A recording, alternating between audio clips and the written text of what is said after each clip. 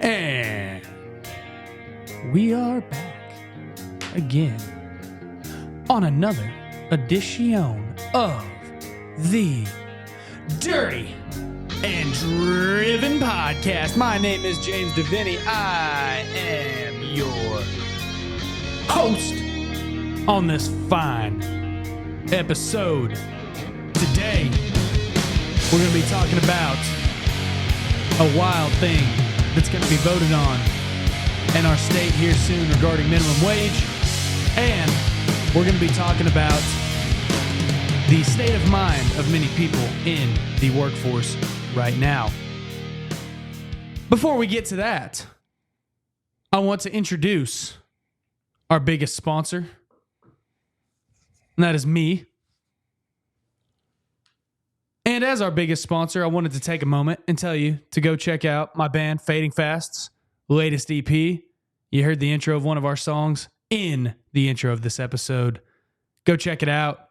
Fading Fast, black logo with an F on it. There's another Fading Fast. That ain't us. So go check that out, guys, if you don't mind. And now, I want to introduce a man that many of you know, a man that many of you heard, a man that many of you think about at night. For some, he's your worst nightmare. For some, he's your best daydream. And to some, he is the talent. I'd like to bring into the room right now, in all his glory, the man, the myth, the man with the red can, Casey D. How are you? A Yingling. Nice, dude. Yeah, well, it was in your fridge. Oh, okay. I was wondering, I was like, dang, man, you getting on the Yingling train, huh? What'd I say the best beer is? Free. And cold. And cold. Cold number 2. Yeah. Not bad. Yeah, that's good stuff. See, I'm not going into work. I just got off of work. Yeah. It'd be a little different if I was going into work. Yeah, this is so the last time we recorded, I think you were getting ready to head to work, right? Yes, exactly. Yeah. So now you are getting off of work. Yes. So you were drinking your Elements or whatever, Yeah. your rock stars, and now you're drinking your Yingling. Yeah. Yeah, rock star by morning, alcohol by night. Yeah. I think for a lot of rock stars, it's actually backwards. Yeah. Rock star at night and wake up and alcohol in the morning. You got to have your upper and your downer. Yeah. You know what I mean? Mm-hmm. I was a rock star, got me up. Yingling gets you down. Yeah. If my dick is up, why am I so down? There's a tear in my beer. Hey, what's up with the dope smoking glasses? The Pity V's, boy. I don't know, man. Just I want to standard see the uniform. Baby Browns. Standard uniform. Baby Browns. Or whatever it was. It was on a Karate Kid. Oh. He walked after the bad guys, Johnny Lawrence and all those guys jumped old Daniel LaRusso. Yeah. He had a black eye, and not a black guy. He had a black eye. And whenever he walked in, and his mom saw him for breakfast, he had on shades inside the house, and she was like, "Why the hell you got the shades off? Take them off. I want to see your baby browns," or wanted to see his eyes. So finally, he took them off. She saw the shiner on his eye. That's when he really said he needed to learn karate. The old dope smoking glasses. And luckily, the maintenance guy just happened to be a fucking Jackie Chan. Pretty much a Jackie Chan. What wasn't it? Jackie he Chan. Said, China here, Japan here, Okinawa here. Mr. Miyagi, man. Oh yeah, no, I know Mr. Miyagi. Tell you what, dude. If shit ever went down, the crane move, the crane kick is the ultimate finisher. Yeah, I could see that. I mean, that's what he got Johnny Lawrence, in the All Valley karate. Sweep the leg. Yeah, well, they swept his leg, and fortunately, Mr. Miyagi had the old warming hands to fix it. Yeah. No, that was the ribs. I think he did the old ribs. Yeah, what didn't he? He did something wild. Yeah, I remember that. Yeah. It's been a while since I saw that movie. A good movie. Great movie. Damn good movie. One of the best. That was good timing. That was before MMA, when you thought, like one style was the ultimate style. Every time I think of Karate Kid, I think of the Family Guy bit.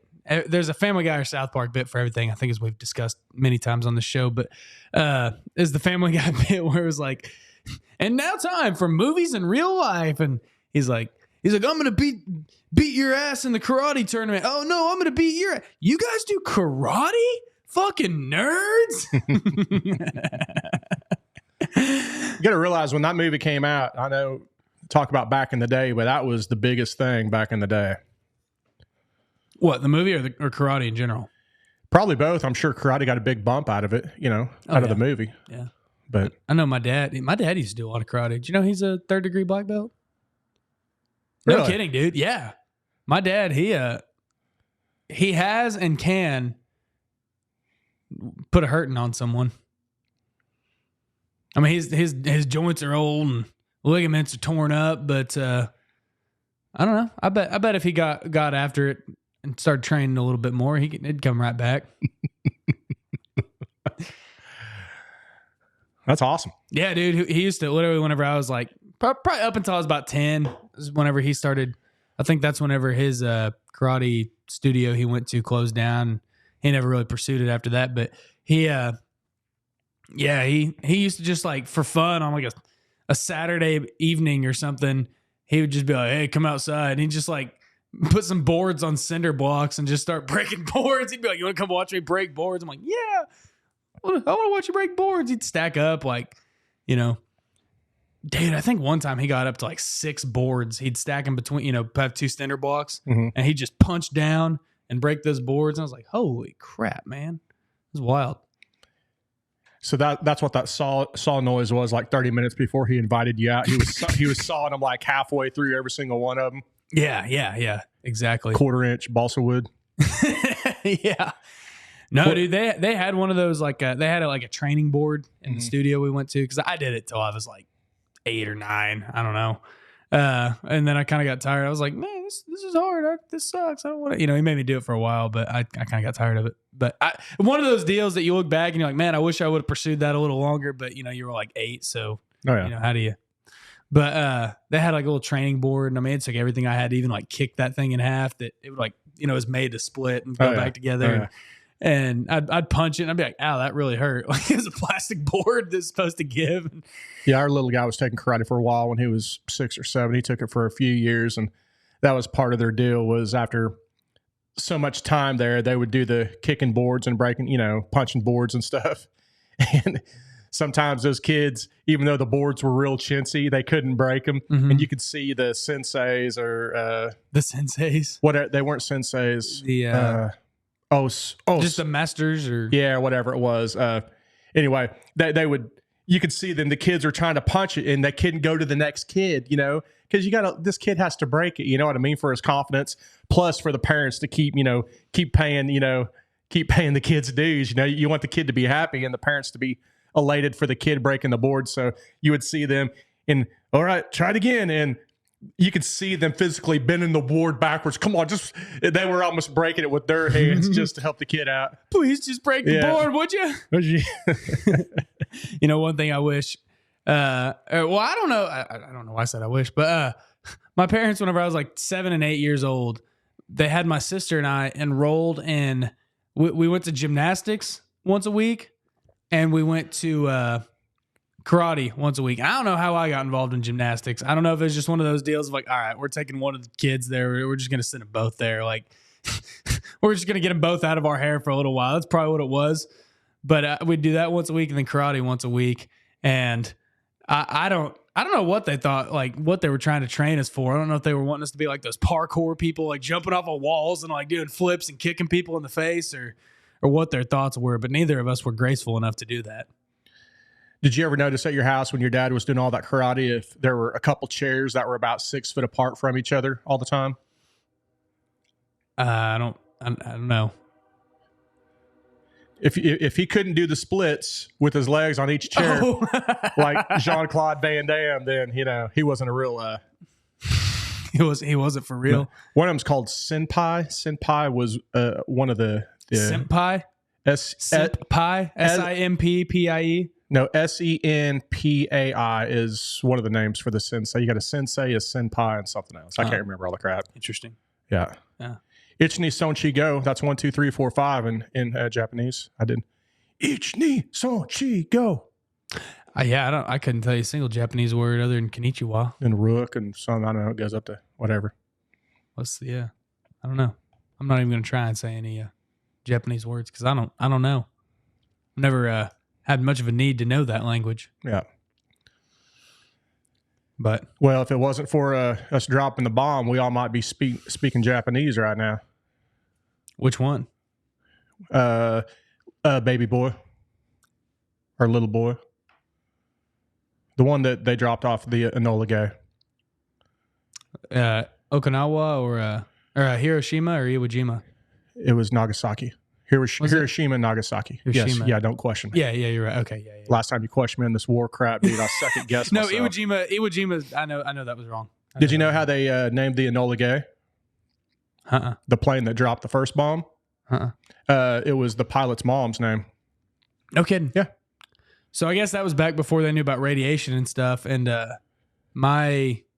technically he's my great grandpa, but was my mom. He raised my mom, so she always calls him his dad. So my grandpa, who he died shortly before I was born, but he was like the first ship off the boat. They went and like walked around after they dropped that bomb. You know, they didn't know about fallout. You know, about all that stuff. So there was actually several guys on not that ship, but several ships that, you know, they went and walked around that area. And, you know, obviously years and years and years later, I think it was actually after he died and his wife, my grandma, she was still alive. My mom and her were in like a hospital room, like watching TV. And it turned out that, you know, they were saying, well, new studies reveal that people, and they were like, it just kind of clicked. They were like, you know, there's a lot of things wrong that started making sense to them. Yeah. They were like, oh, okay, gotcha. So, well, you can see like all the old videos and tests too, when they were testing that, you know, out in the deserts and stuff, and everybody just standing there, you know, with the pretty much welding glasses on, watching the literally nuclear bomb test. So, you know, just right over there when I'm sure it wasn't that good for them. I've always been interested to go to like Bikini Atoll. Yeah. That'd be cool for me. Cause like, I'm sure it's probably a little better now, but you know, it'd just be interesting. Cause that's a beautiful area of the world for one, but like, I would almost want to go underwater there and just see what kind of weird mutant fish there are and stuff like that. If there is any, I don't know. Probably be a lot of sand, a lot of glass there. Cause sand turns to glass during those blasts. Hey, that kind of rhymed. That's kind of a nice little blast from the glass. Sand turns to glass from the blast. Man, that sounded like an Eminem riff or something. You know what I mean? Yeah. When the sand turns to blast, I don't know. I can't even do it. I can't. When the sand turns to glass from the blast. And I'm gonna hop up on your mama's ass. What the fuck you say about my mama? Dude, I don't even know my mom. What do you say about my mama? I ever tell you the story about a kid, just speaking of that I went to high school with, probably sophomore year of high school. He was always a bit rambunctious, troublemaker, and but he was a funny kid. But one day our art teacher goes, and don't ask me why you got to take a stupid fucking art class in high school. But one day the teacher goes, I cannot wait to meet your mom. And he just looks at her dead ass straight in the eye and goes, I can't either. And the art teacher just like has this stone cold face, like, oh shit. Yeah, which his mom was alive and he loved, you know. Yeah. But it's just, that's quick on his toes, man. Oh, dude, come up with that. Oh, dude, it was wild. That was a terrible teacher, though. So, anyways, man, I want to give a shout out to one of our listeners and supporters, Nicholas. I hope I say his last name right. Rabe. It's Rabe. Him and I talk a lot on Instagram and stuff like that. But he gave us a $50 in the tip jar. Damn, just the tip? Just the tip, man. And he sent us some sweet hats. I'd be wearing one right now, but they haven't come in yet. But I'll wear one next week. So thanks, man. I really appreciate that, and I really appreciate your support. And also just your friendship, man. It's cool to talk to you and get to know you and have those exchanges. I do want to say, if you want to support us, you can put money in the tip jar. $1 helps, $2 helps, $5 helps, $10 helps. Everything goes to better equipment, better production, and just bettering the construction industry as a whole. It goes to feed our mission. We've traveled some to either do podcasts or to just meet with people to help out what they're doing and trying to help spread the word and the message of how we can better the trades and make it a more sustainable place. And that's paid for out of our pockets. We don't make any money on this podcast. So if you want to support us, you can drop $1 in the tip jar. You can buy merch. We've got stickers and shirts online. You can do it in a non-monetary way by just leaving us a review and sharing the show. A lot of you guys do that, and we're very appreciative. Some of you guys do it every single week, and I just cannot thank you enough for that. We've been growing a lot because of that lately. I'm surprised by the numbers every time I check it.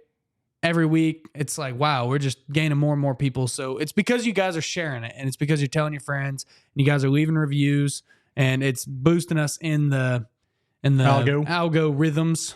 We're gaining a lot of followers on social media lately, and it's just cool, man. So that's how you can support us. We're also keep your eye on the website. Gonna have hats up soon.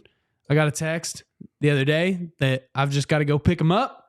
Once I pick them up, I'm dropping them on there. I know that a lot of people have been wanting some hats, so I'm excited to get those up and going. But yeah, man, shout out to him. I appreciate that, brother. Yeah. And everybody who leaves us a tip. I just really appreciate y'all. Yeah, and sharing the show, man. That's, if you don't want to do the monetary deal, that's sharing the show. Hopefully it'll kind of spread out. Well, look, dude, I get that everybody can't give $5, $10, $20, $50, $100. I mean, I get it. I do. It's times are tough, man. And I know that a lot of people are in tough spots, especially right now. It's wintertime. Hours may be slow. And there's not enough money coming in, stuff like that. I get it, man. And whenever you give us your hard-earned money, I appreciate that because we are using it for good causes. It's not just going to the dope and beer fund. But also just whenever you can't support, but you just give us a, hey, we love what you're doing, or, dropping a 5-star review, man, especially a written review. It just means a lot to us. It really does. Yeah. So, well, and this beer that I'm drinking, I didn't even pay for it. It was just, I found it in the fridge. Yeah, that was in my pantry. Which I always thought that'd be one good redeeming quality for being like in law enforcement is not only to protect and serve, right, your community, but busting those underage kids with alcohol. So I'll tell you what I'm going to do. I'm going to take all your alcohol. Y'all just need to go about your business. Imagine how much you could drink and all that, especially when I got busted back in the day. They didn't make me pour it out. They just loaded it up in the back of their car. Yeah. They crack one. They're like, "You boys be safe," as they cheers you. It's like super bad. They're out there shooting the empty bottles on the back of the cop car. I thought you said you're going to pour it out. We'll take care of it. So I'll pour one out for you. Yeah, you just go about your business, dude. Yeah, there was in college. Obviously, there was like RAs in the dorms and stuff. My wife was one for a while, and she'd bust people every now and then. And rheumatoid arthritis. Yes. And by the way, what does LP stand for? LP instead of liquefied petroleum. What is you said your new LP dropped? Well, I use the word EP or EP. So what does EP stand for? I don't know. You don't? I don't know, dude. Hey, at least you admitted it, man. I like that. At least you admit. I shouldn't have called you out, man. You can edit that out if you want. That's fine. No, dude, I don't know what EP stands for. I bet. All right, you keep talking. Right, dude. No, you do it. Okay. I'm Googling. No, but my wife was an RA for a little while, and she's such a rule follower. She'd bust kids with underage drinks and stuff, and mainly just if they were being loud and rambunctious, it'd be a deal where it was like, okay, we got to confiscate your shit. Somebody gave a noise complaint, all that. So she'd take it, and she'd have to pour it out and throw the stuff away. I was like, hey, why don't you start keeping this stuff? And she's like, hell no, I'm not going to start keeping it. I was like, why? She goes, if I got caught doing that, I'd lose my job. I was like, oh no, you'd lose your RA job where you're on call every weekend and doing all that crap, But I had another friend that he didn't give a shit. kind of one of those deals. The only reason he was an RA is just to have a free place to live. And he was like, oh yeah, dude, I bust kids all the time with beer and weed and I just keep it all for myself. That's smart. Yeah. I mean, if that's your reason, you got to find your, find your why. Yeah, your why. I know it's path or if or whatever. I was reading this EP. Extended play is a musical recording that contains more tracks than a single, but fewer than an album or an LP. Oh, so an LP is longer. Contemporary EPs generally contain 4 to 6 tracks, maximum of 8 or 9, and have a playing time of 15 to 22 minutes. There is no strict definition of an EP, but it is usually less cohesive than an album and more non-committal. An EP originally referred to a specific type of 45 RPM record other than 78 RPM standard play, which that's an SP, or a 33 RPM long play, which is an LP.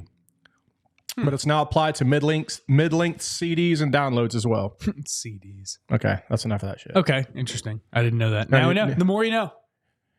The more you know. Knowing that's half the battle. Yes, knowing's half the battle. G.I. Joe. So how about them Kansas City Chiefs today? What'd they do? Well, Mr. Pfizer and Taylor Swift, they beat the Ravens, so the big lefty cabal is getting their product into the Super Bowl. Well, yeah, dude. I mean, dude, they're milking and they're pushing their agenda like no other, dude. The poor Chiefs, man. Yeah, I used to like the Chiefs too a little bit, but now this panning over to Taylor Swift every 5 seconds is just getting a little old. How do you think Patrick Mahomes' brother feels about it? Yeah. The whole family, they all have to outdo each other so they can hopefully get the limelight. I don't think I've watched a single snap of NFL this year. I really haven't either, but I don't like the NFL. To me it's just boring. Once they started making it to where you can't hardly hit the quarterback, I was out. Well, concussions are a real thing. Concussions. What's the word? Say it for me because I can't say it. Cumulative? Cumulative? Yeah. I mean, like anything, like think about it. Small little knocks in the head over time with your brain that floats around in a pool of jelly hitting the side of the skull. That stuff will add up, Dude, I've had a couple concussions, and one of them was really bad, and it really scared me. It was not my last rugby game, but it was one of the last rugby games I played in. I got an elbow to the temple. My own teammate. Yeah. And it was scary, man. It really was. I was down hard for about 3 days. Just like we were playing in Iowa and had a 7-hour drive home. And I think we were playing Iowa University. We'd been out till 3 a.m. drinking with the Iowa rugby team the night before. And were you Oklahoma State University? Yeah. So you were legitly on the OSU rugby team? Yeah. Oh, that's cool. I mean, I knew that you said you played rugby down there, but I didn't know there was an actual team that traveled and played. Yeah. No, that's awesome. I didn't know that. Yeah. No, we did. So whenever I played rugby there, man, and rugby in America is still growing, and there's no scholarships. There's no money in it. It's just, if you want to play, you go play, right. You're playing because you love it. It's like Division III football, they play football as well. You're just playing because you like the sport, because you want to play. And so, we went down there, and that was one of the few games that year that we didn't actually, like, so many guys couldn't go. They're sick or there's stuff coming up or whatever. So we said, fuck it. We're just going to travel with 12 guys. You need 15 to fill the field. Right. And we told Iowa, we're like, all right, we're coming down as a forfeit. So just give us some guys and we're still going to play. And they're like, all right, cool. You can come and crash at our place. We have a house that we all live in called the Sex Mansion. Just dude, it was as gross and disgusting and large as you can imagine for 6 dudes living under one roof. Yeah. And it was dingy, man, but it was right by their bars and all that. We stayed out till 3 a.m. drinking, then went and played this game. And I mean, the fact that I was still drunk / hungover probably didn't help that concussion. Mm-hmm. But whenever I got that concussion, dude, it was bad. Yeah. And I mean, even for weeks afterwards, dude, it was like short-term memory loss. I mean, for weeks. I went to work at my estimating job, not even, not just like, the regular old blue collar job, like my estimating job. And I was like Like I was just looking at numbers, and I was, still in school at the time, and I'd be doing my math homework, and it just was like jumbles, and those concussions are scary, man. Yeah, I think they say also if you're dehydrated, it doesn't help the old noggin, the old brain when it rocks the side of the skull. Yeah, and if you were dehydrated from drinking all night, Yeah, I'll put it this way: when I woke up, I was still drunk, and then about halftime of that game, I started to feel hungover. So yeah. I was in a sorry shape, man. Yeah. What's the equivalent to a field goal kicker in rugby? There's a guy after you score a try, which is a touchdown, that kicks, and really it can be anybody on the team. He'll either drop kick it, or for those extra points, they'll let you put one down, put a tee down, and kick it. So it's still a field goal kicker. I don't know what you call him. Because I figured your position would have been a field goal kicker. You're built like a field goal kicker. So no, I was a little bigger. I was you have backs and forwards, man, and I was a forward. The backs are oh yeah, crack that twee, baby. The old twisted tee. Is that a light? The twisted tee light? Is it light? That's a light tee. Oh shit. I don't discriminate. No, man, I ain't hating on twisted tee, you know that. But no, I played in the forward, the pack as they call it. Those are the bigger guys that you see them in the scrums. Everybody knows like the scrum. Yeah. I was one of those guys. You ever see the New Zealanders? Oh yeah. The All Blacks? What's that called? The toga, not the toga, but the dance, when the they haka? Do that. Yeah. That's pretty intimidating. It's wild, man. Yeah, the haka's cool. That's kind of like their opponent is defeated before they even, kick off. Kind of like Mike Tyson, he'd get into his opponent's heads. Yeah, dude, New Zealand, they're just the tradition there is so cool. They've got a great book, man. I've talked about it on the show. It's of course, I'm not going to remember the name right now, but I've got it at my house. But you can, you talk about all these billionaires over the age of 50, and you can't even name one name. I didn't say that, man. Shout out to one of our naysayers on TikTok. One of my short little reels that James posted. Yeah, the guy's name was Fart Puncher, so I don't think you should take that comment too seriously, man. Fart Puncher called me out. I was like, dude, there's a ton of people out there, and I couldn't even name one name. Just trust me. Trust me. I'm reliable. No, I can't remember the name, but it'll come to me after the show. I'll be like, God dang it. But it's one of the best books on culture I ever read. But if you look up like New Zealand culture building book, it's or New Zealand All Blacks, it's Legacy. That's what it's called. Legacy. I think you mentioned. I did a whole episode over it. I mean, you mentioned something. It is an amazing book. And I think that if you have a business, construction, anything that you do, or if you are a leader, or if you're in a position where you got people under you, or you are involved in something, a band, a group, a nonprofit, and you say, man, I want to figure out the direction for this to go, dude, this book, Legacy, I mean, it's incredible. I think that's a book that a lot of people need to read. What's your take on an audiobook compared to a book? I mean, I don't see any qualms with it. Okay. I prefer reading. I mean, not that I dislike audiobooks. I like audiobooks for certain things, especially, long car rides or something like that. A biography that's read by somebody's cool.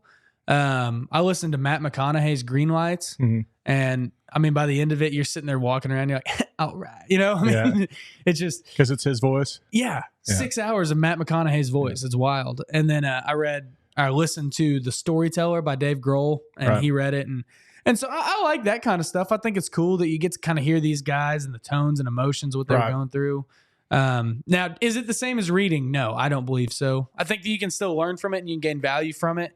And I'm definitely not knocking audiobooks. But as far as like, if you say, I don't read books, I only listen to them, I think that you're missing out on just a major aspect of it. I think that the point of reading is to engage your brain and to get you thinking and to get the wheels spinning in your head. And I think that you kind of, not that doesn't still happen in a certain capacity with an audiobook, but I think that you rob yourself of that element. Maybe.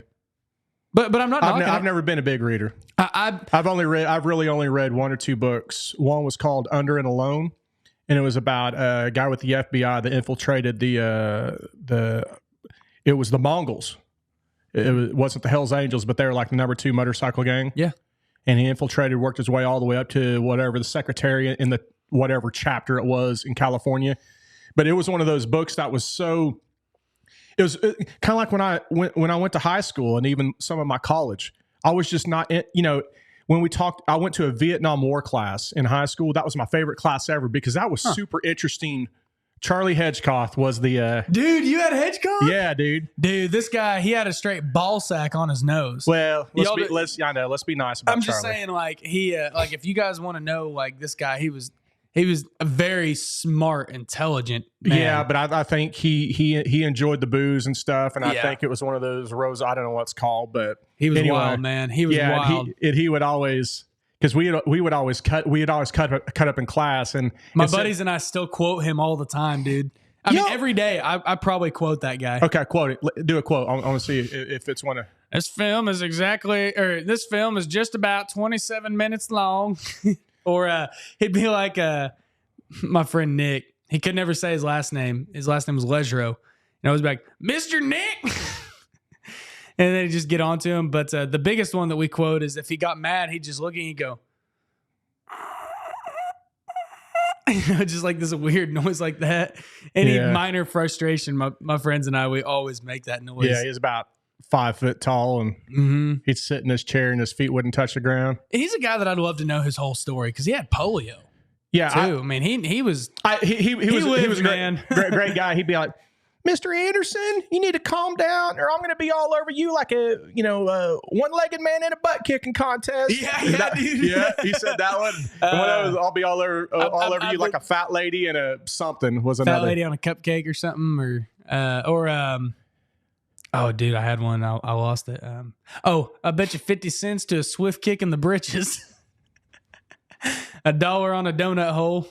So during that Vietnam War class, we'd be watching, a lot of, this is before today's time. So we'd be watching a lot of like OG original. This was back when war was first televised, pretty much uncensored. Yeah, I was about to ask you, like, because I know that during the Vietnam War, they literally had film crews there. Yes. Filming war. Yes. Like, were you watching that? Yeah. So imagine before the censors, everybody, and you were limited to channels back then. Dude, I was born in 76, so all the way through early 80s, you only had 4 channels to choose from. I'm serious, 4 channels. So whatever came through those 4 channels, you didn't have hundreds of channels to get lost in whatever. I'm not being bad here. What I'm saying is this was all you got. You only have 4 choices, right?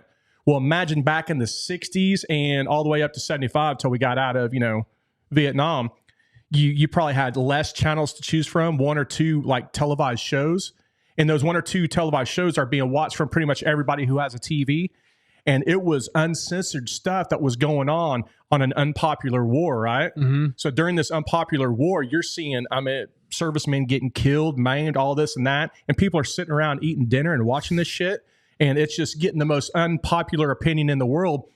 So whenever our boys came home or our men came home, they didn't come home to applause and stuff. They were just doing they were drafted, man. Yeah. They were drafted into war to go fight for the elite. Anyway, very, very, very unpopular deal. So we're in that class and we're watching the old school original footage, right? Not edited stuff that they would probably show today in today's classes. Man, he had some old VHS tapes. Yeah. So when we're watching these, they're interviewing the soldiers, and the soldiers are talking about the North Vietnamese. They're the bad guys, they're the communists, and we were there to support the South Vietnamese and France, who couldn't pull off anything. And while our troops are talking, their slang for the North Vietnamese was that they would call them GOOKS, right? Oh yeah, right, yeah. So they would, that's just what you talk about. And Charlie, you either call him Charlie or you call him the Goose, right? Yeah. So anytime we would write on our papers the answers, and we would write what the guys were saying. Well, come to find out, it's a real derogatory name, especially nowadays. We were just quoting what we heard in class and stuff. So anytime that he'd be like, Mr. Anderson, you got the, I'd be like, yeah. So what happened was, and I would say, the slang term, Mr. Anderson, we need to refrain from using that term. Well, that's what he just said on the deal. Well, we could call them something else. We can call them the North Vietnamese or the NVA, North Vietnamese Army. I can just hear him now. Yeah. Mr. Anderson, yeah, we need to refrain from using that term. So yeah, we were always in the back of the class cutting up. He was always sitting there. It's obvious to a blind man. Yeah, I don't know why we went on that. Dude. That is maybe just talking about. I don't know, dude. That's wild that you had him too, though. I didn't know that. I was talking about classes that stuck with me. Yeah. You know what I mean, and stuff that didn't. But I was going to go somewhere with that because you had mentioned something, and then I went back to reading a book. Reading books. Oh, that's what it was. Back to the audio books. The last book you read. So what I'm getting at is, I had all these classes I had no interest in. It didn't pique my interest. If you wanted to say I had ADHD back then, I probably would have been labeled big time. I just could care less. 88. But this was something that interested me. Plus, my old man was in the Vietnam War. He was actually in the Navy. He was on a sub during the time. Mm-hmm. But this interested me. The same with books. There's only been a few books that even when I decided to sit down and read. But what's the difference between me getting my information audibly compared to if you're reading a book, right? If you're reading a book, that's one of your senses, right? Yeah. That's your eyes, right? Mm-hmm. So if you're listening, it's not your eyes, it's your ears. So your ears are painting a whole new picture. It's the same book, and it might be in the author or the person who wrote its original voice. So it's coming out the way that they intended it to be. So what's the difference between me getting my information that way than sitting down, reading 10 pages a night or, 10 books a night? I think it's just more the, and look, dude, I'm sure there's scientific studies. I don't know them. I ain't read them. But I think that it just engages you differently. It makes you use your brain more. You know what I mean? Like, it just challenges you more. I agree. It's more of a mental deal. Like, and I've done that before with certain books where I've listened to the Audible and I've read the book, and I've done both. And it's a very different experience both ways. So I don't know. I mean, I think it's important, but like, let's say, all right, you're driving down the road, you've got a 2-hour commute every day, or you're running an excavator all day and you just want something to listen to. Okay. You get tired of listening to the same podcast, or you get tired of listening to music, or you get tired. So a book is a different a different avenue to receive that information. So I mean, I got no qualms with audiobooks. But personally, I think that it's a great experience to read and practice reading, because you'll learn that if you read more, because a lot of people say, dude, I can't even read that well. I can't, it'd take me forever to read 10 pages, or it'd take me, that was me. I can't, it looks like a jumbled up mess or something like that. Dude, I mean, I was the same way for a long time. I'd have to read the one page 3 times. Yeah. Just to hopefully process what was going on. So it's actually funny. I was just listening to a podcast talking about this the other day. It was after. Did you listen to the Cat Williams deal? Which on Club Shay Shay, the Cat Williams I interview? listened a little bit of that, but then he went on another deal, and I listened to him kind of double down on that too. So he talked about Earthquake. He's like, Earthquake can't read. Yeah. Earthquake ain't ever been to money been a good movie because Earthquake can't read. You know, and it led to this whole rabbit hole in this other podcast I was listening to. But he was like, these guys actually started pulling up some stats. Dude, it's like 80% of Americans cannot read over a 6th grade level. I believe it.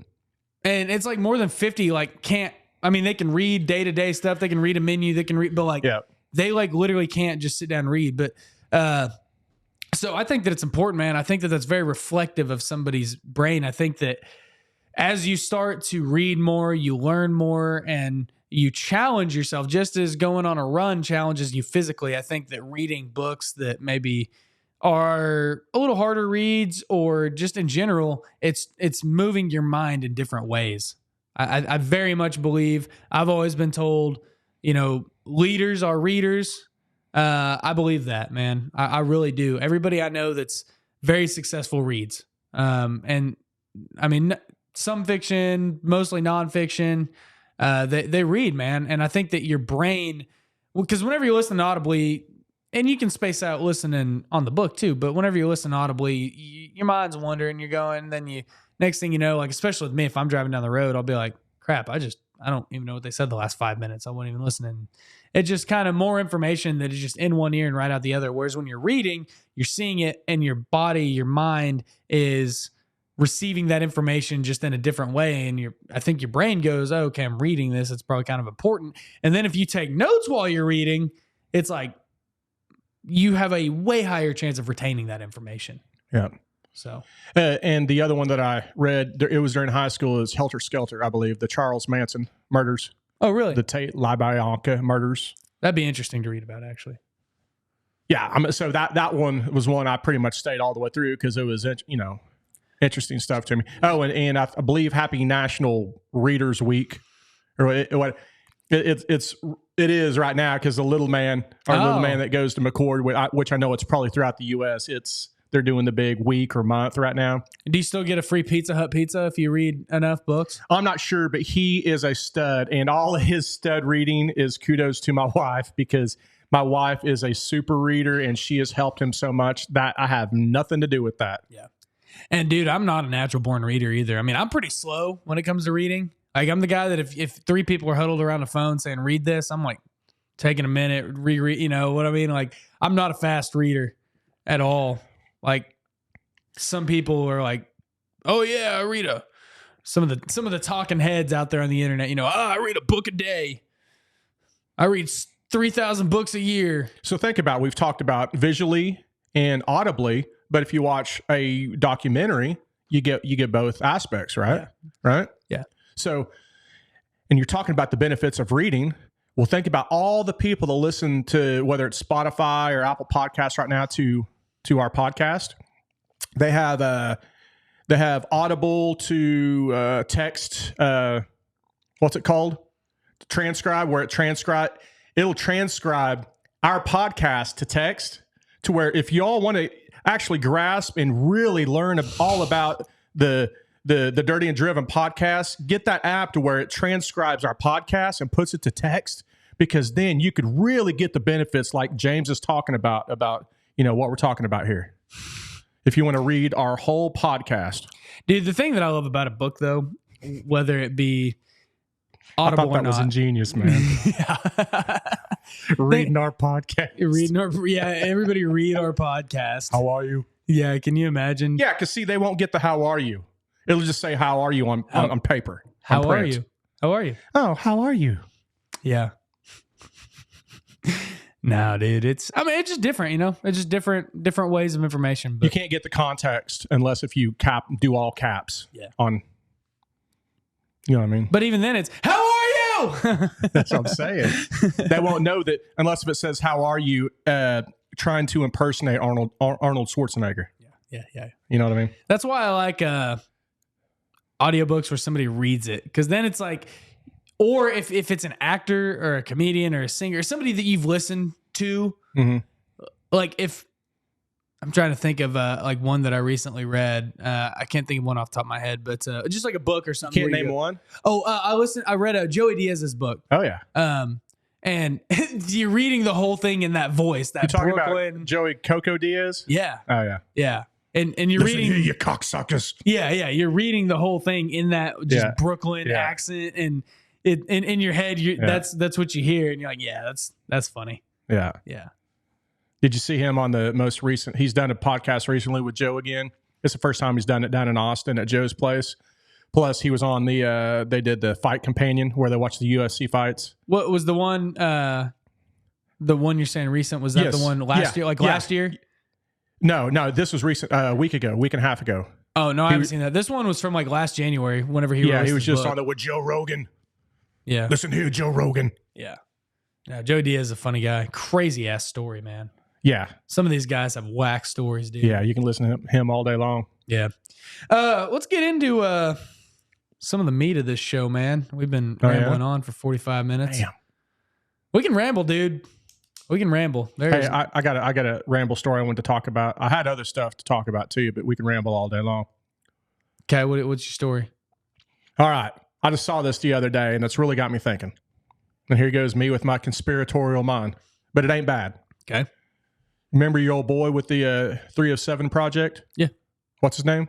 Chad Wright? Yeah. So ex-Navy SEAL, right? Mm-hmm. He's got a really cool podcast out there. Oh, yeah. Really cool content. Listening to it on the way here. Yeah, great dude. Well, he tells this story. He has Tailgate Sundays, or what's it called? Oh, Truck Talk. Truck Talk. I've never watched that. You need to watch it. He'll just whatever. I mean, he'll talk about whatever subject. Just great dude. Where is he from? Like Georgia, North Georgia, or he's real Duck Dynasty type of delivery. Listen, man. man. Yeah, but he's a very intelligent guy. He's awesome. He's Yeah, awesome. He's a cool guy. He's an awesome dude. Yeah. Ultra marathon.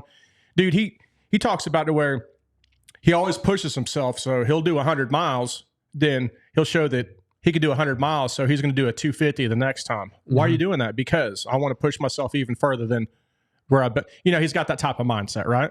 Cool dude. Well, he's talking about when he was back in the military, when he was actively serving, him and a few guys were tasked with going over to Nigeria to go and help pretty much the Nigeria forces fight off these tribal guys. These guys coming in, screwing all the guys up, right? Okay. So him and a couple guys were tasked with going over there and training these guys to help defend themselves, you know. And he did nothing but good kudos. And I'm pretty sure it's Nigeria. It was more of a kind of a third world country type of deal. Okay.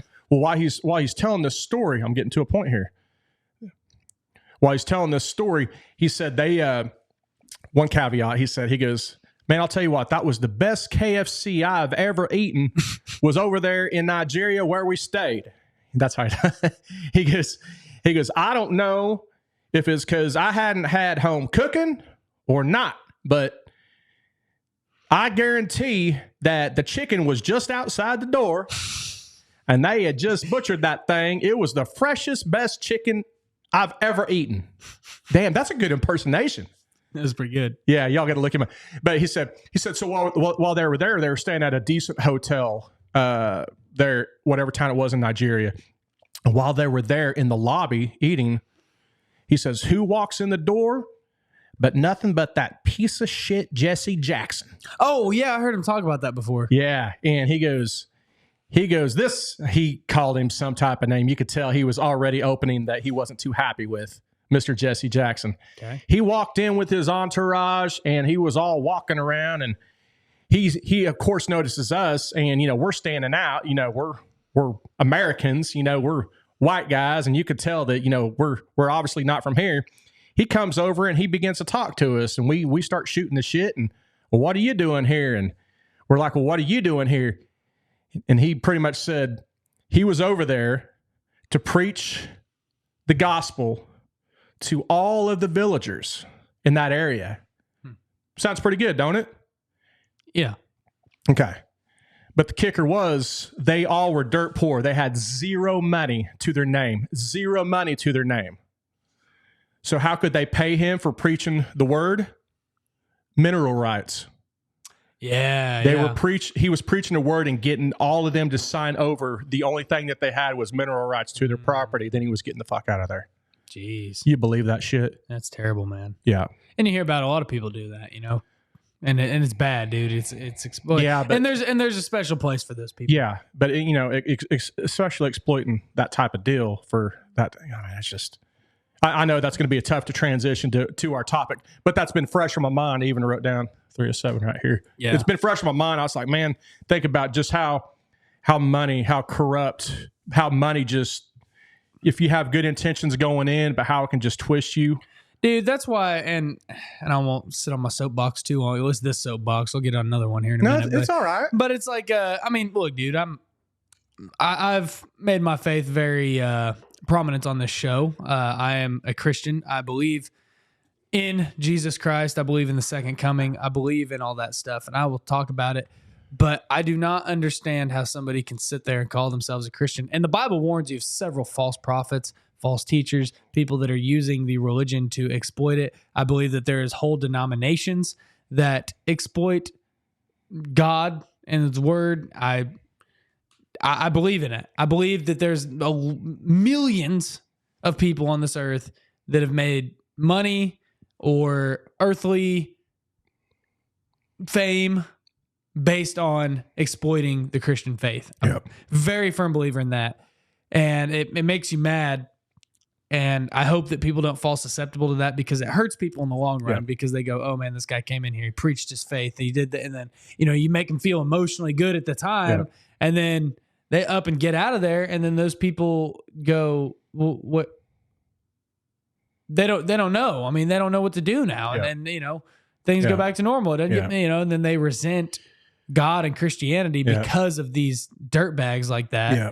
And It's a bad deal, man. And I believe that there's a special place in hell for people like that, for false teachers of all sorts. Yeah. Well, whether it's, and it could be not even Christianity, but that's where I was a weight loss deal. That's where I was going. Where I was going to go was whether it's using religion or not. For one, ethically, I'm not that type of person, but to use anything like that, man, and then have to consciously like live with that you're taking advantage of people. You know what I mean? That's just, it's gross, man. Yeah. And it's, people do it with weight loss. They do it with all sorts of fitness stuff, right? They do it with all sorts of products. They just exploit people. Snake oil. I mean, they've been doing this since the dawn of time, dude. It's sick. And people do it with podcasts. You know, people have these motivational podcasts, or, you know, they're selling courses or stuff like that. I mean, look, I'm going to tell you right now, on a podcast, you shouldn't listen to people on podcasts. You should do your research. You should see what they're doing. You should see what they actually do in real life. Casey and I are real dudes, but you should research that. You shouldn't just follow us blindly and take all our advice blindly. You should do your research, and you should say, I mean, because we say shit that's wrong all the time. We say it with good intention, you know, but we get it wrong, man. Yeah. And you should research anything that anybody says, and you should say, is this right for me? Yeah. And that's the difference, man. And same with anything. You know, people know how to exploit emotion, especially people that are quote unquote motivating you, or, you know, preaching. People go and they give these really butterfly and rainbow sermons in the name of religion, but it's just to make you feel good and motivated and amp you up and pump you up, and you got this, girl. And then they take from you, and you don't see any tangible change in your life, and you leave.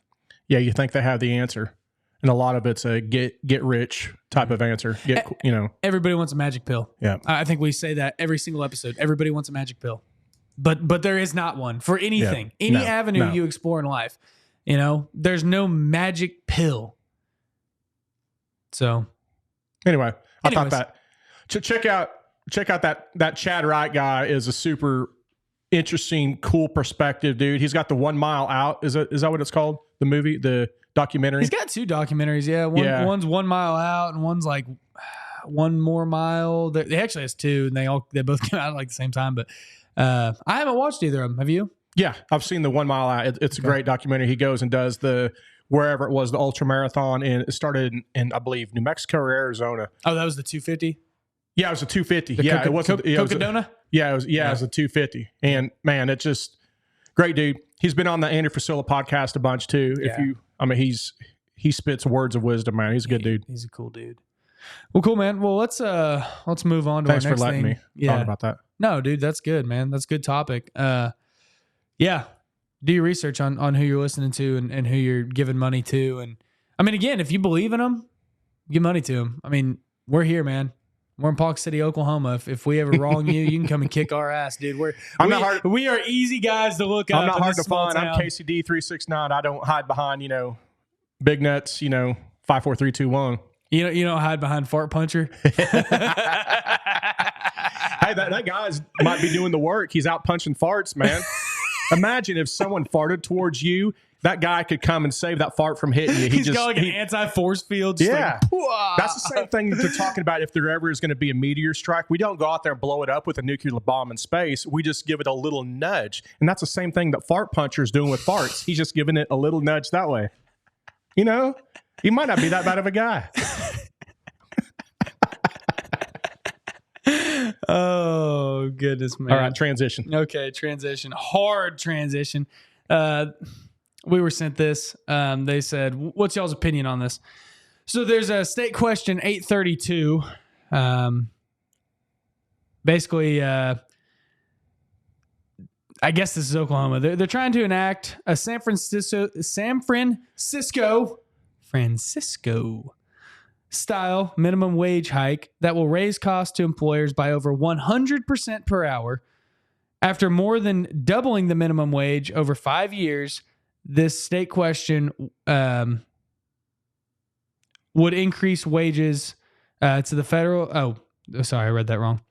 Damn, can you read? You need the guy that doesn't read to read it? Well, I got these sunglasses on. Worse, after more than doubling the minimum wage over 5 years, state question 832. Oh, well, they spelled it wrong. They put would the wage increases to the Federal Consumer Price Index annually. So basically what they're saying is they want to double the minimum wage. They want to raise it to like $15 an hour. And then they want it to basically go up every single year forever is what that would do. So basically here's the minimum wage now, $7.25. Well, let's bump it up to $15 an hour for everybody. And this is going up for vote, and not boat, going up for vote. And I don't know, man. I'm curious to know your thoughts on this. I've got my thoughts. Well, I've had 45 minutes, hopefully, to think about it since you brought it up to me. Yeah. But I've heard them talk a lot about it in California. Yeah, they're calling it a San Francisco style wage increase. So already it sounds like, California is the people who are leaving California coming our way is already bringing their philosophies here. Maybe. For one. Yeah. Another deal too is not the economics of it, but if that price goes up, it's going to affect businesses on their bottom line. So they're either going to have to raise their prices or go out of business. It's going to affect everybody. Yeah. Economics 101 or whatever. But kicker deal too is I think here's my opinion. This is just me. Old blue collar man. If you're in a position that might be an entry level position, you might have been there a while, that has been a minimum wage product, and if I didn't like what I was getting paid, the first thing I would do is I would look at promoting a path to promotion to where I could get more money, maybe move up to management, or I would stay busy, stay working, earning that bread till I found something better. It would give me enough drive and motivation to hopefully get out of that minimum wage spot and move up. Yeah. I mean, that makes sense? Yeah, no. So here's the only other caveat that I don't know if caveat's the right transition word for, but here's the only other deal. I use transition a lot, but here's the only deal that I have with it is, okay, let's say it doesn't affect businesses. Let's say it doesn't affect businesses' bottom line. Let's just theoretically say that. You double their pay. They're doing the same job, and let's just use flipping burgers because that's the old go-to. Yeah. They're flipping burgers instead of $7.50 or $7.25. Now they're making $15. That's a little more than double. Had to call you out on it. $14.50. Yeah. No, I mean around double. I know. They double their deal for doing the same job. Well, I have a pretty good position where I'm at. Am I going to be compensated the same? Am I going to double my salary from $25, $30, $40, $50 an hour to $100 an hour? Well, no. Hold on, Casey. No, but that's the deal. You just doubled their salary for doing the same task.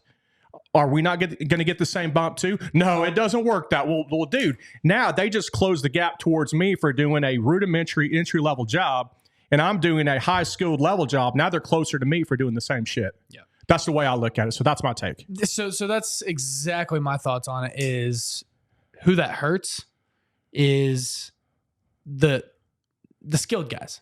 It'll be a ripple effect too. Now, man. I mean, okay, you look in our area, a construction labor job, and I know that some people are going to listen to some of the wage rates we say here. We got a very low cost of living here in North Central Oklahoma, and people are going to hear some of these hours that I throw out, and they're going to go, "Whoa, you guys are not paying your people enough." Well, a skilled guy can make, I mean, let's say a apprentice electrician. You can probably make around $20, $25 an hour. A construction labor with no skill can start out $17 to $18 an hour. A guy that's doing machining or manufacturing, even a skilled, experienced guy, he's making $16 an hour. And these are all decent wage rates in our area. And a lot of them are going to have benefits too.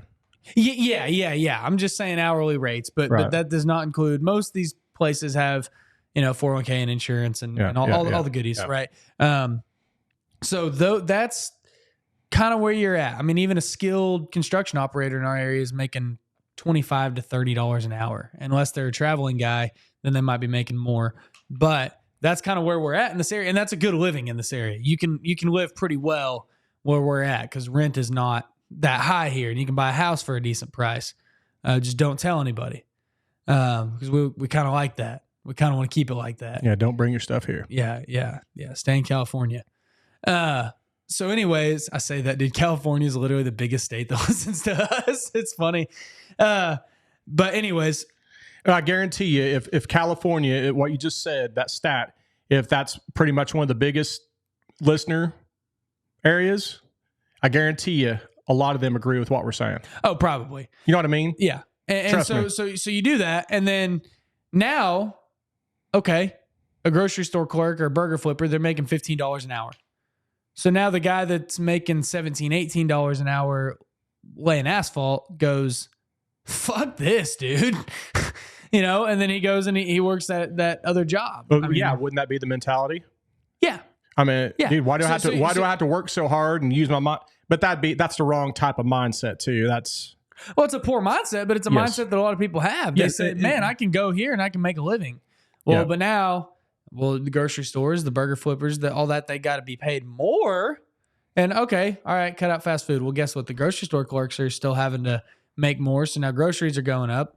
But now this guy, he's driving a truck over the road and maybe not making as much as he'd like. Well, there's a lot of jobs that people are going to jump ship and flood that lower end market, taking away from the skilled guys. Yeah. And then what do? You say, okay, well now we're going to pay a laborer $25 an hour. We're going to bump them up. The skilled guys are going to be making $40 an hour, and you bump everyone up. Well, now, oh shit, we got to be competitive in our bids, man.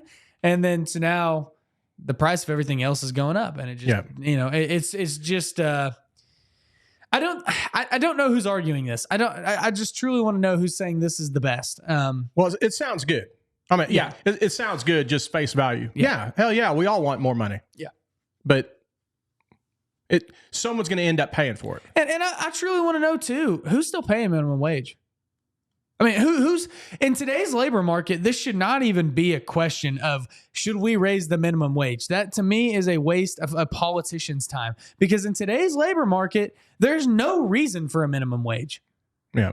Because everybody needs workers. And if you're paying minimum wage, odds are you're not getting any applications, because there's so many other jobs that will pay more than minimum wage that are low skill, entry level, no education required jobs. Yeah, odds are you're an asshole if you're doing that too. I've very seldom had people help me. Very seldom.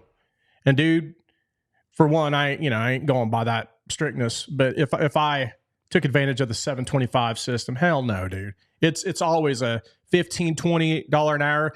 It's even a deal to where if someone helps me for a couple hours, that it's a big ask. Dude, if you help, it's going to help me make my big money. I'll throw them a couple hundred bones for 2 hours of work. Yeah. Dude, you don't have to do that. Dude, trust me. You help me out big time. Just keep it. Do what you want with it, man. I appreciate that. Yeah. But that's the way. Now, could I do $100 an hour if I employed them 40 hours a week? It'd be a little rough. But still, even depending on what type of business I have, I would still feel guilty paying somebody $7.25 an hour. Man, I had a boss. My first boss I ever had. He'd pay us if we showed up and then it started raining. He'd say, "Here's $40. Go home." Did you know what we used to do whenever we were roofing? There was an old technique that if you were getting ready to climb up on the roof, you don't want to be up there roofing when it's raining, right? Slick and all that, But we would at times. We have to get something dried in. But what we would do is if it starts to sprinkle, and this is when we were framing too, if it start to sprinkle, we would draw a circle on the hood of a truck with our finger. And I think it was once 10 raindrops hit inside that circle, we go home. That's pretty good, dude.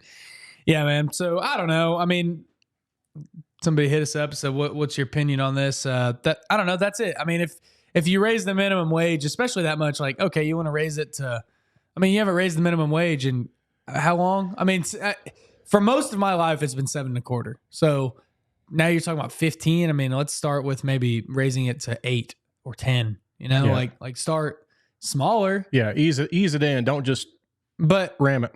I had a guy, I got into a heated debate with a guy, he goes, well, I don't want to pay anybody $10 an hour, especially a high school kid.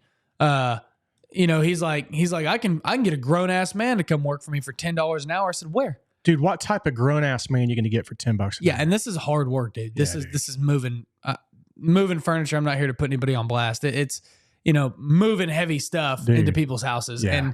And he's sitting there saying this, and he goes, and nobody wants to work, and nobody wants to. He's just one of those guys. And man, finally, I got into an argument with the guy, and this is in front of a lot of people, and I'm trying to just let him have his moment and just everybody stop. And finally, I go, man, I said, people do want to work. I said, if you're trying to hire an adult for $10 an hour, no wonder you're not getting any applications in the door. And no wonder you're getting a good kid who's, maybe 18 years old out of high school or drop out of high school. He said he has a lot of high school dropouts come work for him. And I said, yeah, that kid's going to work for you for $10 an hour. But after a couple months, he's going to go, man, I got to go pay my bills. And he's going to say, I've got good experience and a good reference here. I'm going to go work for somebody else. Yeah. I mean, a lot of turnover. Yeah. You can't pay minimum wage. Well, plus that furniture mover, I mean, you just don't want no geek off the street, right? Think about the liability of whatever furniture you're moving in and out of a house. Hopefully the person doesn't get hurt on your, when you hired them, but then going in and out of a glass door and turning corners and scratching walls and dropping them. You can't really have, like I said, a geek on the street. You got to have somebody with somewhat common sense. Mm-hmm. And that common sense is probably going to cost you a little bit.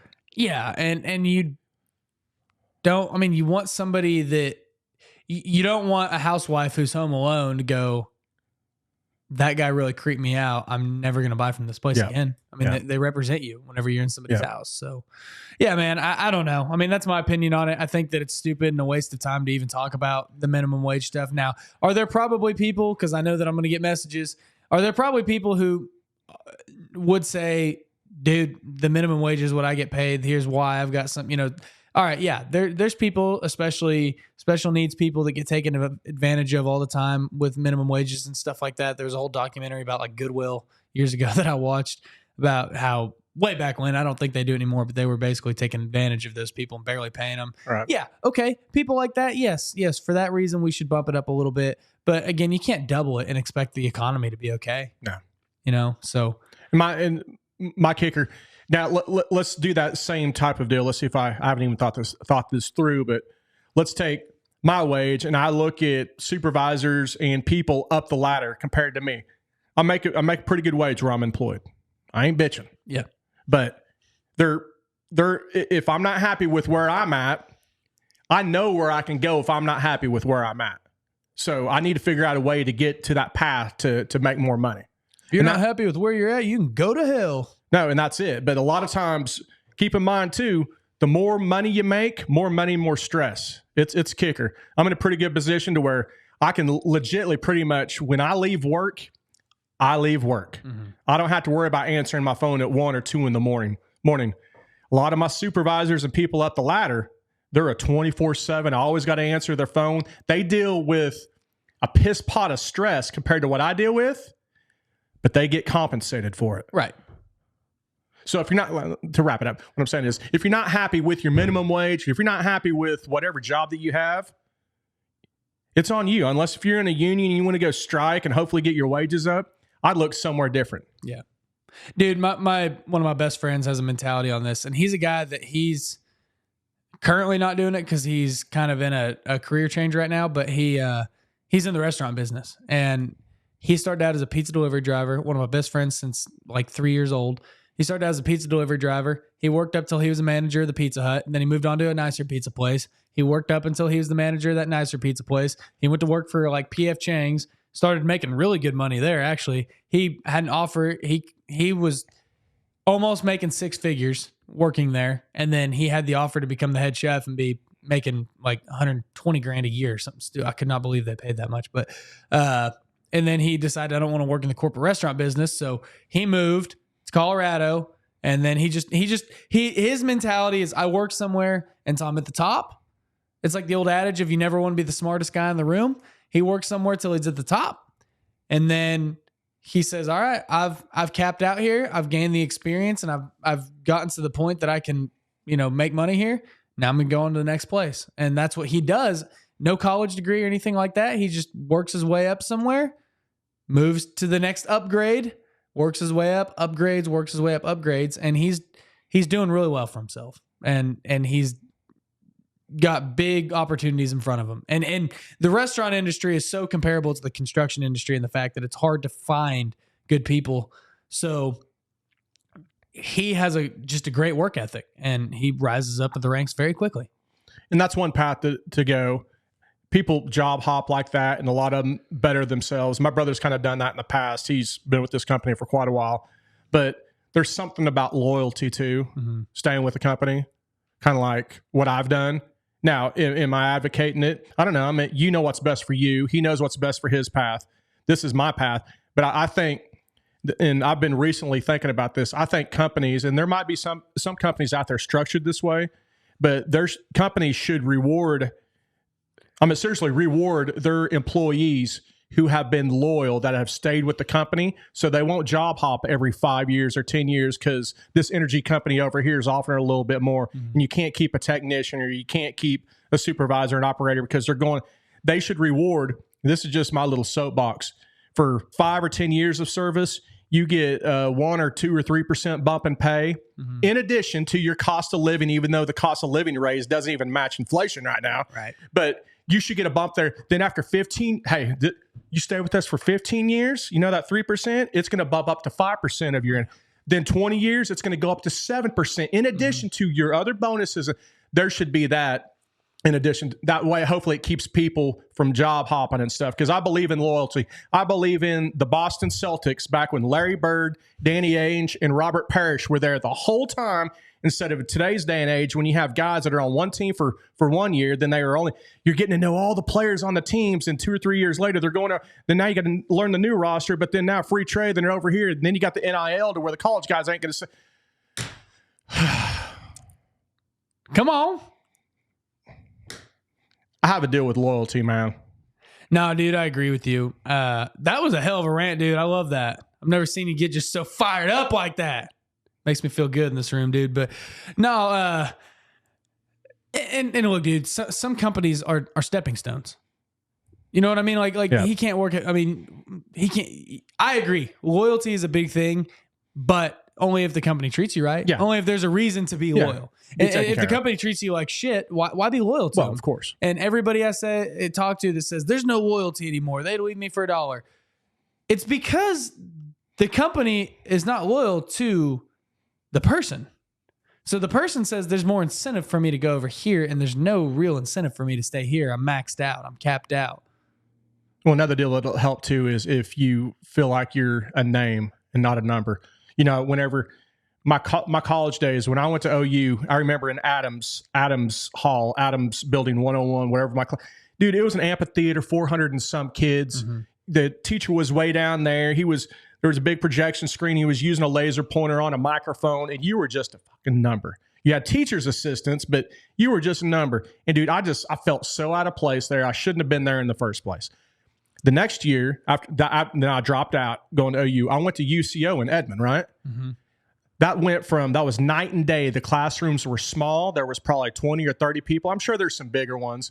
But when I went in there, I actually enjoyed going to UCO in Edmond because, dude, the teacher knew my name. You could walk up to him. I mean, you felt like somebody. And I think that's the way that companies need to be too, is where they recognize their employees to where you really feel like you're valued. You have a name. You're not just a number. They're going to replace you when you walk out the door. It doesn't matter if you're here or not. You know, we'll replace you the same day. Well, it's culture, dude. I mean, it's literally comes down to what is your company's culture. Yep. If you have a good culture and you hire and fire based off of your culture and your core values, I talk about culture and core values all the time, and that's so important, dude. If you don't have those and it's not defined, then people don't have loyalty because they're not bought in. It's like whenever you have a baseball team, you know, it might be a little league baseball team, and you go, all right, guys, we're all, you know, y'all get fired up. You know, we've got this common goal. We're going to go win the cup. You know, we're going to win the championship. Let's go. And, you know, you get fired up like that. Well, you can do that too in business. Yep. It's just, you know, the goals are different. Yep. You know, we're going to do this job in this amount of time, or we're going to do it under budget in this way, or we're going to do it. You can do it in a lot of different ways, and you can get everybody bought in. You can be the grand mission be, you know, we're going to, you know, we're moving dirt for the future. So I don't know, but you can have that goal and that mission and say, you're not just here to earn a paycheck. You're here to build the best damn building pads in the world. Yeah. You know, you're here to frame the best damn houses in the world. Well, like that Herb Sargent guy. Yeah. It sounds like that's what type of culture he's got there. Yes. I mean, Yes, and he is a gold standard, dude. Yes. He is one of the finest contractors in the nation. Yeah. And I've talked to a lot of them in the last year. He is one of the finest contractors in the nation. Sargent Academy, is that what that deal was? Well, that's his training deal. His training part. Yeah. But it goes beyond just the training, right? So, but that's that's what Dirty and Driven. We gain, train, and retain people in this world, and what do we do with that? I mean, the gain is like the more boring HR stuff of applications and getting people in the door, funnels, social media marketing, stuff like that, getting people in the door. But the train and the retain, dude, you can't gain or train without the retain part. Yeah. Right. And that's building loyalty in your company. That's giving people a reason to stay. That's taking them in with zero experience, teaching them up and saying, hey, man, I've got a path for success for you if you're willing to follow it. Yeah. That's what retain is. Retain is, hey, man, I know that you're going through a hard time at home. You take a week off. I know you need it. I know that you need to be there for your wife and your kids. Don't worry about getting paid.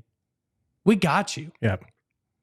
Retain is, hey, man, you've been here for 5-10 years.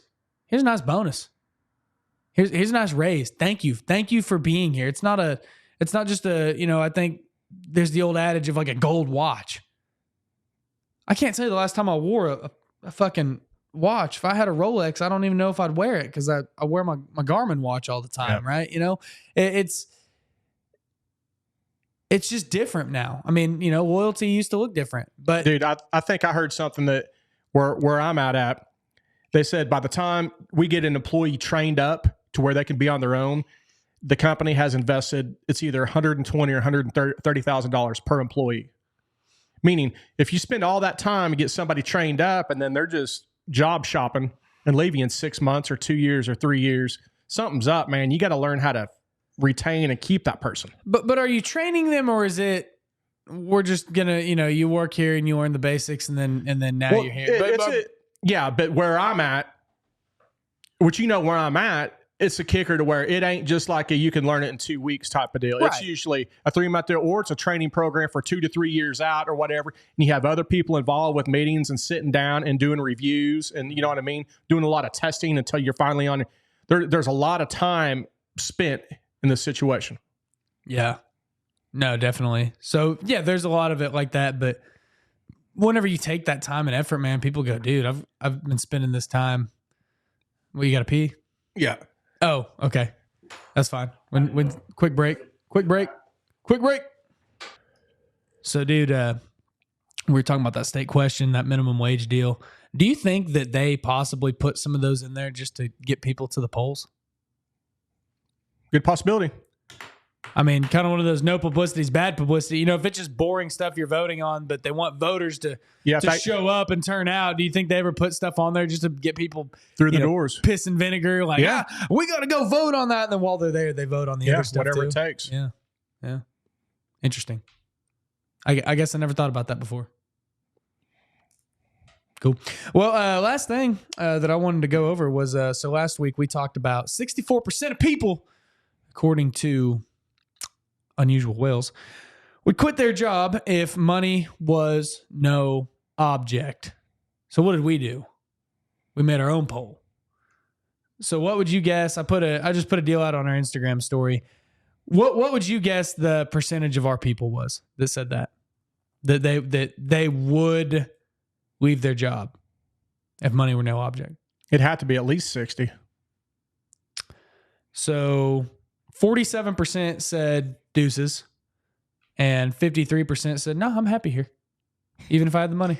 Oh, and I'm sure they're the ones that would probably let their employers know too that, hey, just to let you know, if I ever hit the big one, I'm going to stay here and I'm going to ride this out with you because this is such a great place. Now, I will say a lot of them, there was a lot of people who voted on that one, so I can't really say exactly, but a lot of them actually, some of them were probably self-employed. They own their own business. That's another deal too. if I was, which I do self-employment in addition to where I'm at.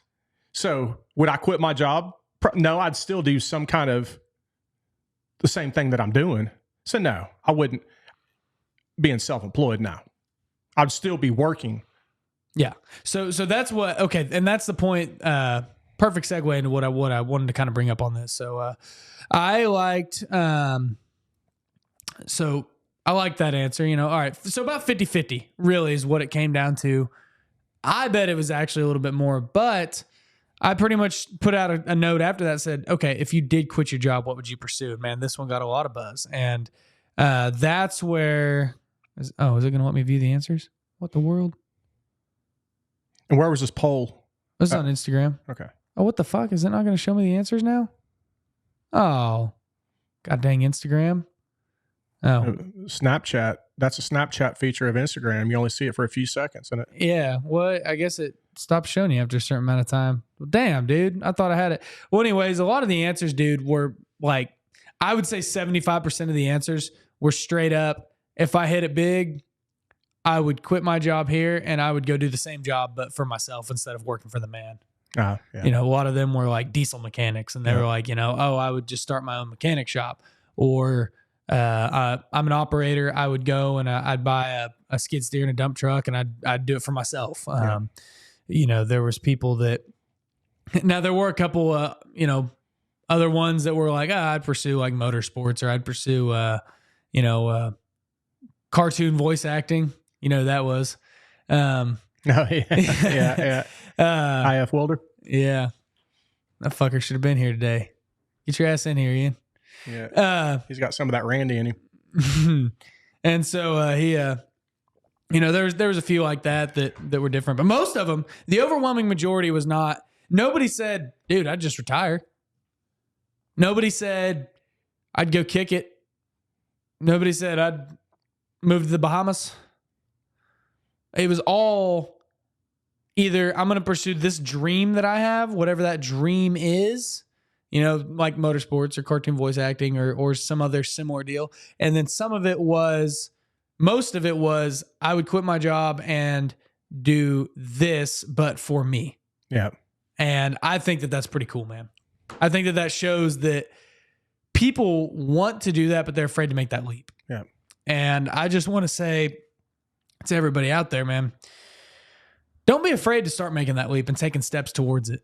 It might take you 10 years to get to that point. It might take you 20 years. It might take you 2 months.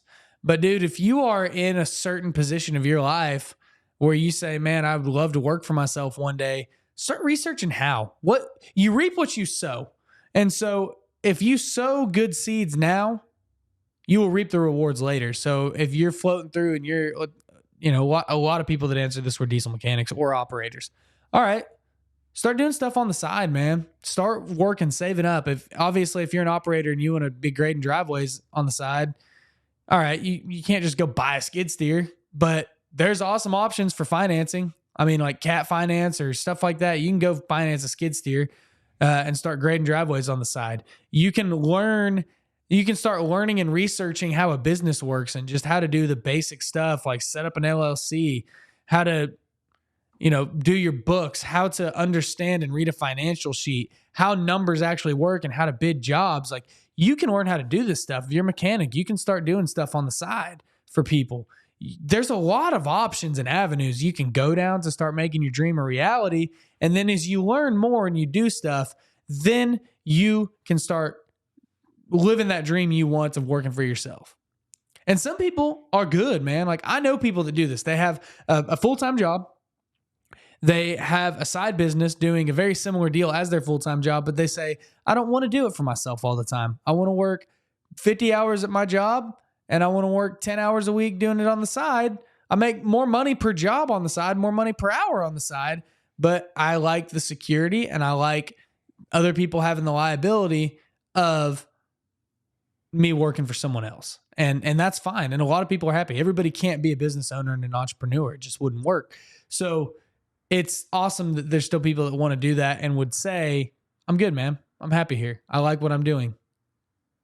And there's nothing wrong with that. So no, every person knows what's best for themselves. Yeah.